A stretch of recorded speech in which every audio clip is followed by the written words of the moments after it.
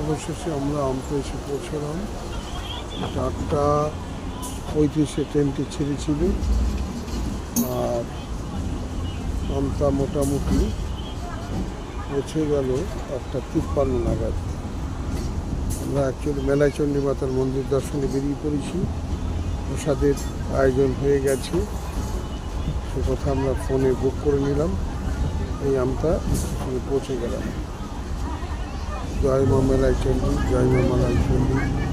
প্রাকৃতিক সৌন্দর্যে ভরপুর এই রুটে, খুবই ভালো লাগলো। অসাধারণ। জয় মা মেলায় চণ্ডী।